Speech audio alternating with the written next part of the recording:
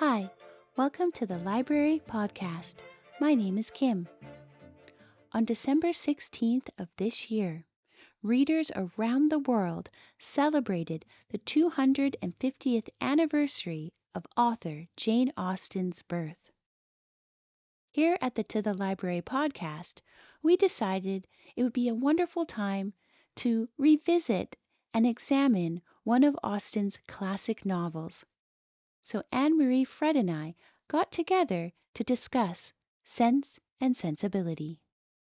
So since we decided to celebrate Jane Austen for this month, December, we decided for the podcast we would speak about one of her novels and maybe go into a little bit about it. And we decided to go with Sense and Sensibility. So I thought I would just start by asking Anne-Marie and Fred if they remember the first time they read the novel. So I read Sense and Sensibility in my early 20s. That was a long time ago. And in university, I read Pride and Prejudice. And then I decided to go ahead and read a couple others, and Sense and Sensibility and Emma as well. And I really enjoyed Sense and Sensibility.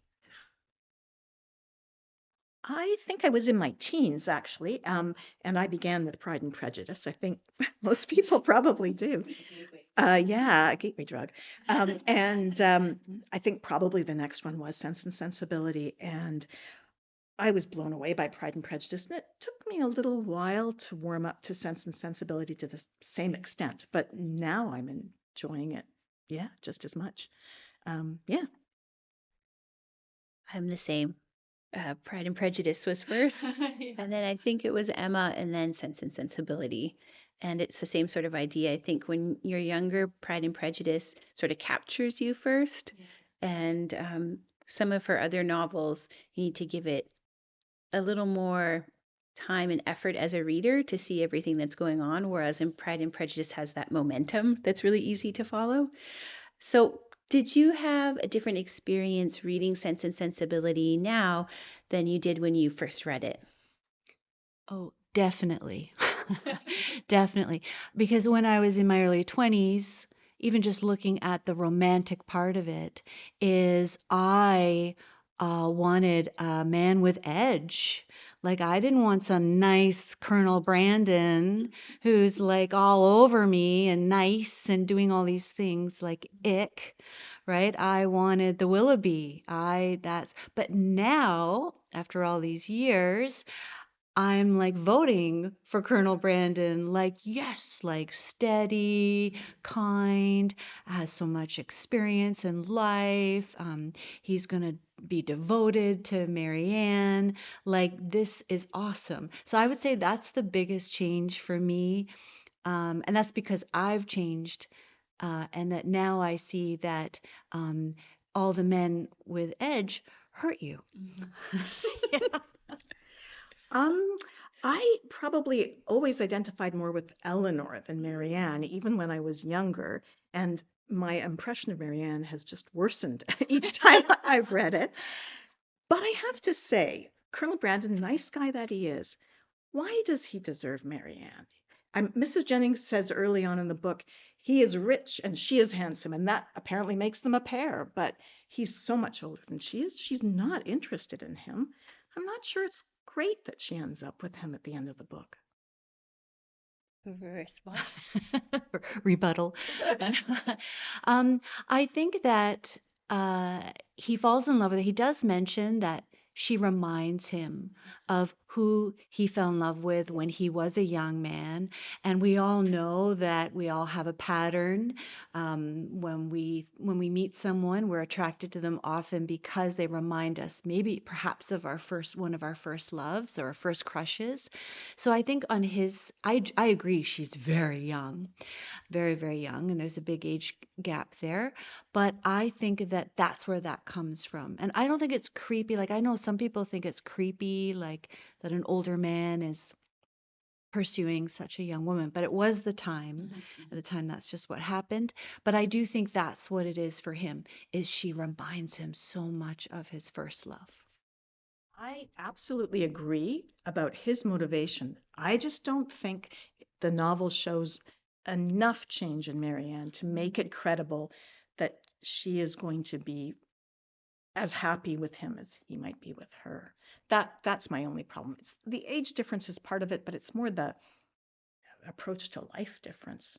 I know she calms down a lot towards the end, but it's almost like she's the booby prize. He was a good guy, and they're going to throw Marianne to him at the end, regardless of what she wants. Oh, you can go ahead. I think, yeah, I think that, in some ways he's the booby prize because, she obviously really wanted Willoughby, and if Willoughby had been single and it had worked out, she wouldn't have looked at Colonel Brandon ever again.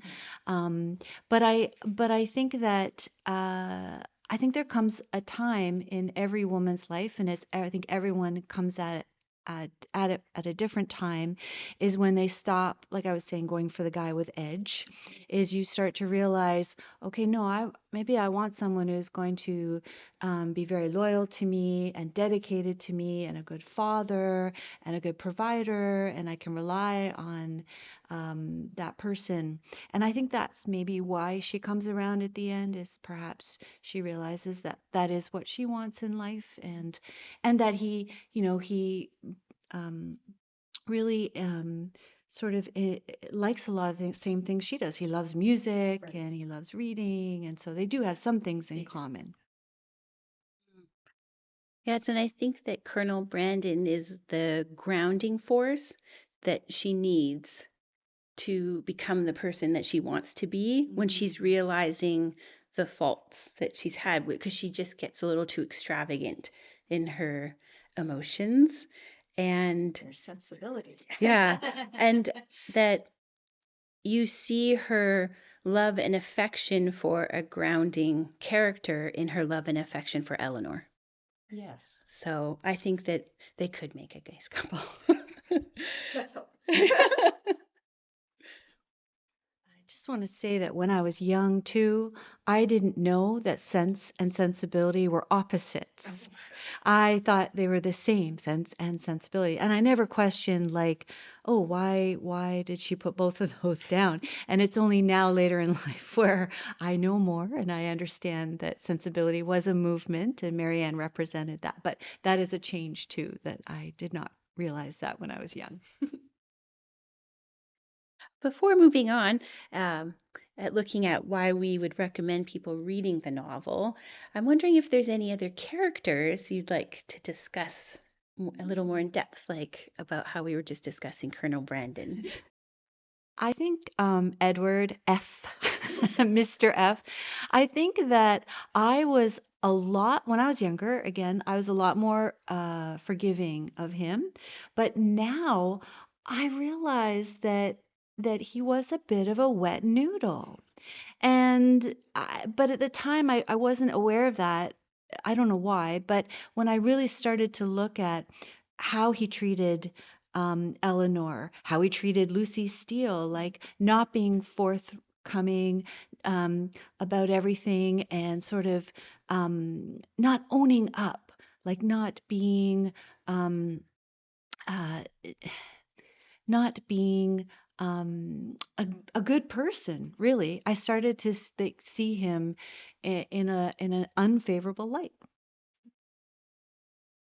I I appreciate how he's trying, especially at the beginning when Marianne's giving him so many difficult tasks, like reading certain passages with a certain amount of spirit. He's really trying to help out. But I have to agree that his behavior towards Eleanor and Lucy about that whole triangle there was not good. Although I do see him as such an insecure person that he was most likely pushed into the relationship by Lucy and didn't have the guts to break it off.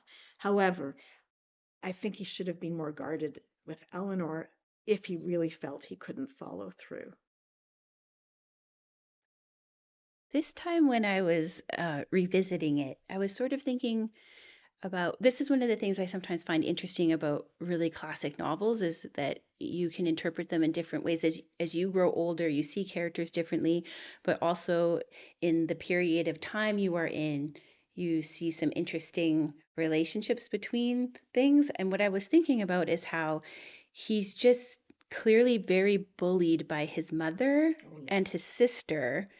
And they probably, the mother means it for the best for him in a way, but they want him to be a certain thing, and they've managed his life so much. It made me think a bit about a helicopter parent and how it's very difficult sometimes then when you get older to know what to do.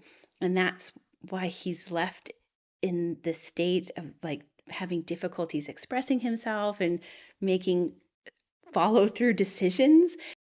I also think what's interesting about Edward is that he seems very attracted to the family as a whole. I think he likes the love that they share between each other, and he even has very early on in the novel a brotherly relationship with Marianne, is sort of teasing her, and she's not always recognizing that he's doing that, and I really enjoyed that.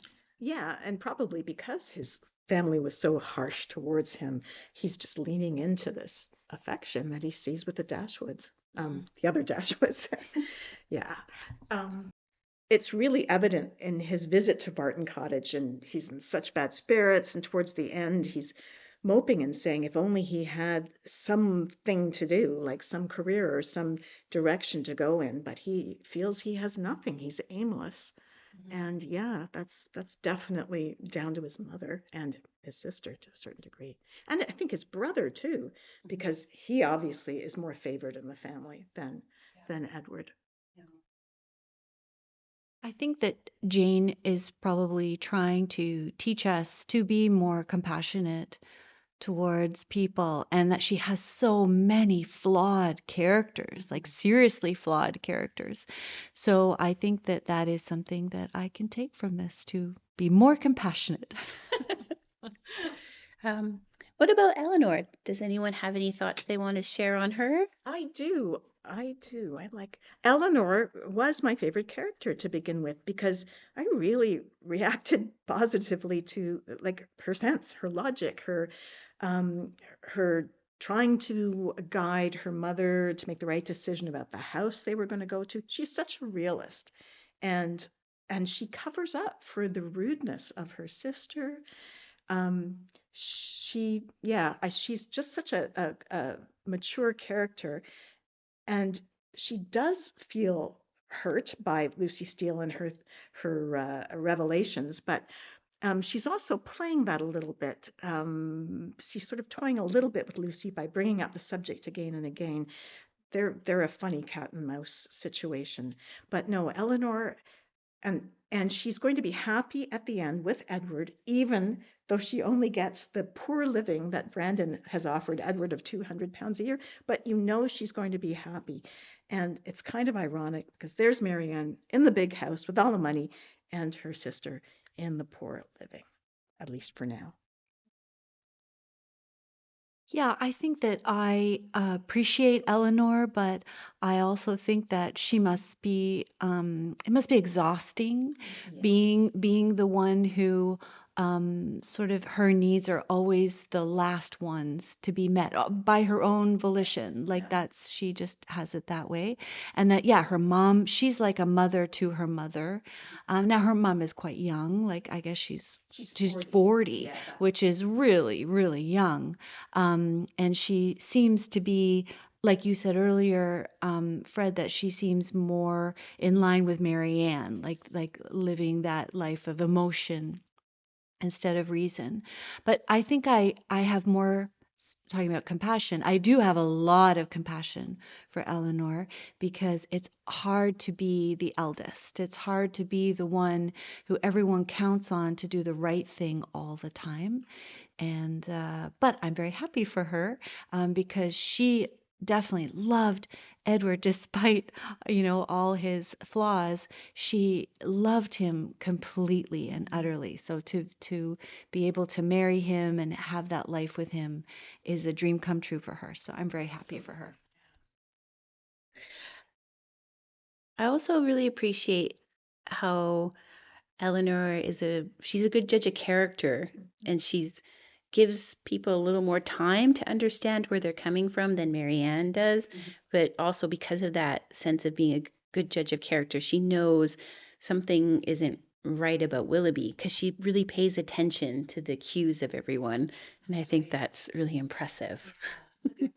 Yes. So, why do you think Sense and Sensibility is a book worth reading now in 2025? Oh. It's a difficult question because I don't really think in books in terms like that about whether it's good for now. One of my appreciations of Jane Austen is her language. Her use of language is just a perfect reading for me. It flows so naturally. And a lot of more contemporary novels play with language in ways that I don't like.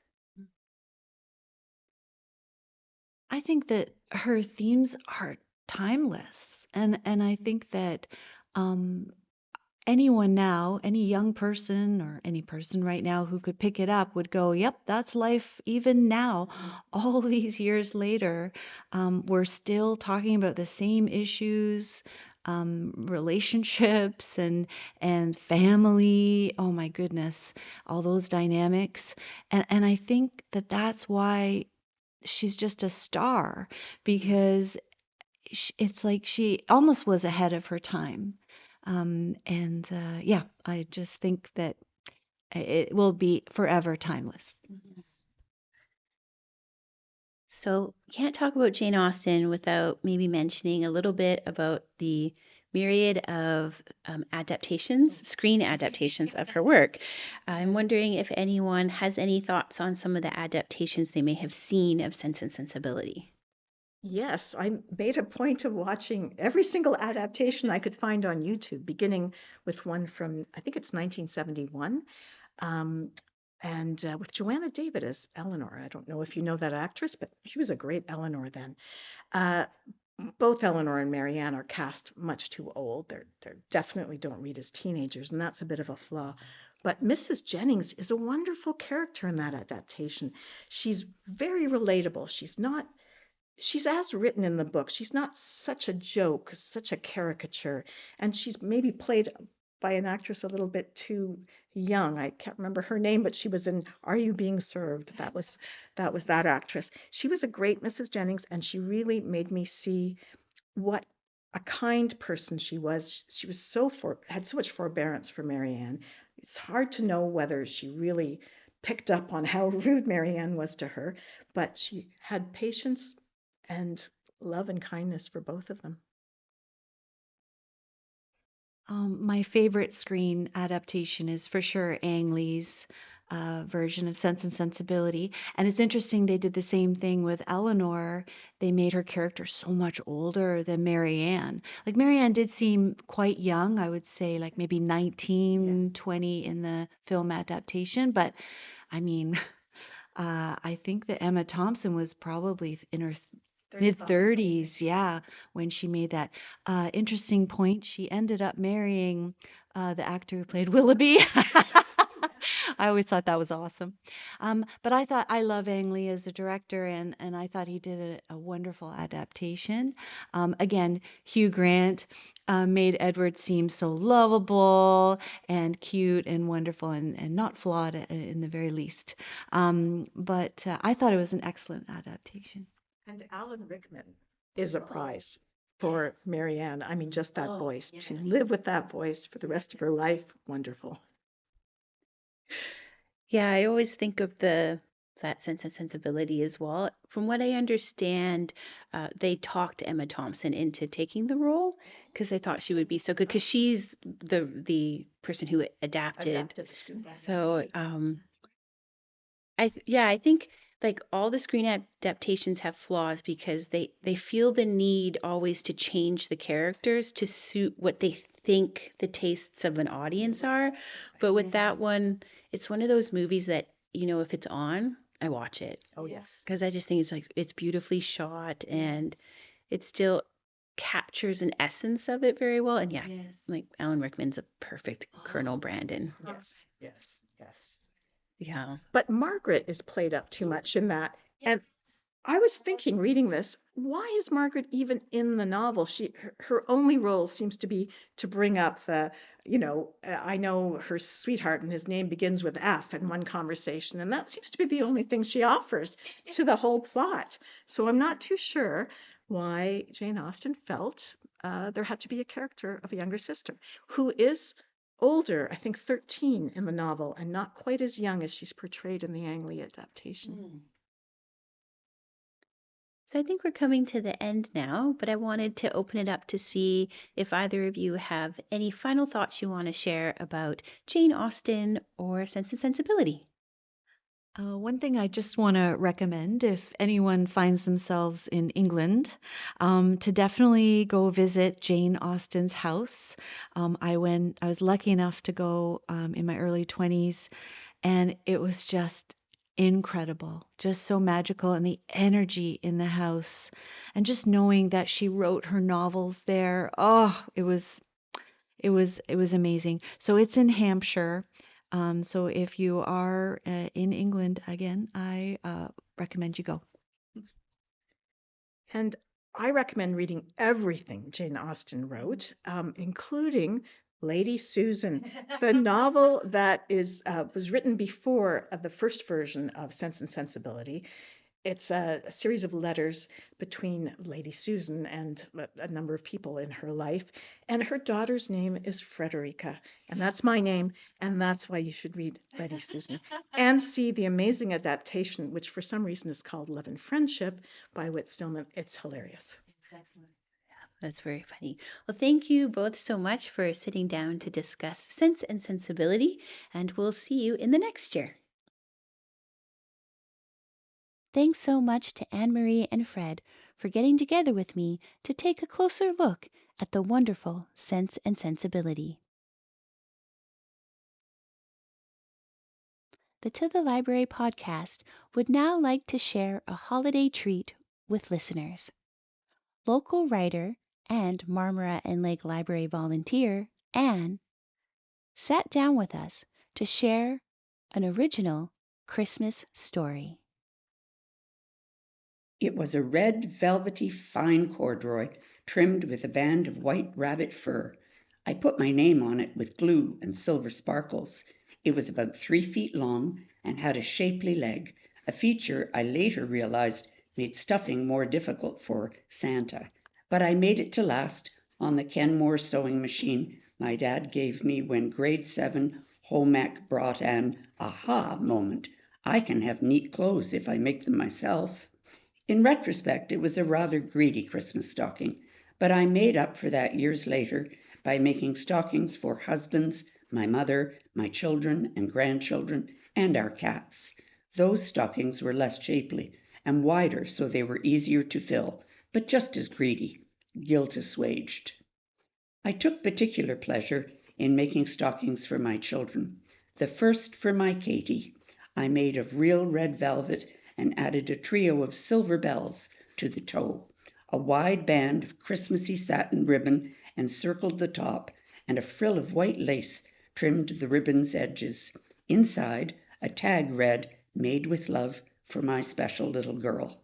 My mother added the finishing touch. Katie was embroidered across the front in a pretty white chain stitch. Mum also added an embroidered name to my stocking. The original glitter had not survived the rigors of many Christmases. My son's stocking was made with similar care. Instead of lace, I trimmed the edges of the plaid Christmas ribbon with a ho-ho-ho pattern seam binding, but otherwise the stocking was the same, and inside was the tag, "Made with love for my special little boy." It took my mother a little longer to embroider Nicholas across the front. When my first husband departed, I sent his stocking with him. My second husband came with his own, a monstrosity of a thing, as tall and as wide as I, a joke stocking for the middle child of 5 big, loud boys. Never one to shy away from a challenge, I filled that thing, pushing shop towels, bags of popcorn, and bundles of size 14 socks into its gaping maw, refusing to let the ridiculous thing defeat me. I retired it about 10 years ago when I felt I'd proved my point and replaced it with a smaller one that still retains its rank as the largest in our Christmas morning lineup. I continued to make stockings as grandchildren brought renewed joy to Christmas, and my mother embroidered them all. She was 92 when she did her last for her great-grandson Anthony in 2014. The embroidery looks a little wiggly, the stitches a bit lopsided, but she did not let the task defeat her. I guess tenacity is in the genes. I know of no other adult who holds the magic and joy of Christmas in her soul like my daughter. She embraces Christmas with unbridled enthusiasm. She is a giver all year round, but at Christmas she can never give enough to equal what she feels. She is passionate about upholding tradition. Cheerily meowing jingle bells, her inner pit bull hangs on to the traditions of childhood, recapturing the anticipation, the wonder, and surprises. Oh, there must be surprises. Even stocking stuffers are wrapped. All of it, the decorations, the order of unwrapping, stockings, then breakfast, then gifts under the tree, biggies saved for last, the foods, the only at Christmas treats, jam tarts, nuts and bolts, magic squares, and gingerbread are all fixtures. My son, the chef, met Katie's unyielding adherence to tradition when he decided to plan and prepare one Christmas dinner. He spent considerable time crafting the menu and posted it on the fridge. Later I noticed that the masterpiece had been heavily edited. Garlic whipped potatoes, roasted Brussels sprouts with bacon and lemon, and tangerine cranberry confit were vigorously scratched out, and mashed potatoes, no garlic, and peas, there will be peas, had been scrawled across in all caps.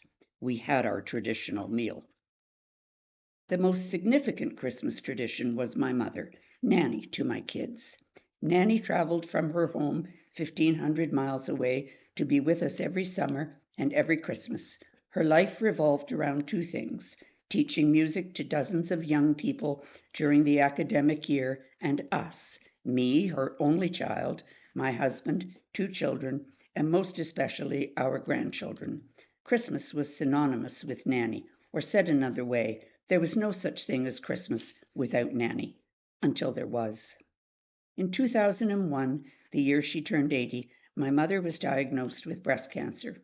She faced it head on and bravely endured a mastectomy, radiation, and chemotherapy. It was the chemo that did her in. In the fall, she began to gently suggest that the Christmas trip might not be wise. We chose not to hear her. But as the time drew near, she pressed the point, presenting a sound case, until finally we accepted that Nanny would not be with us for Christmas.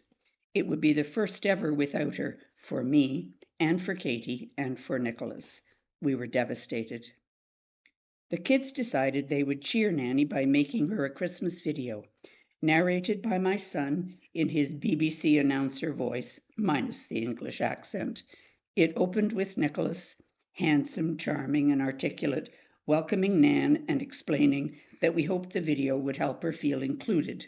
His style throughout is verbose, a manner my no-BS husband labeled ramping up the bull crop. The video proceeds through all the pre-Christmas events.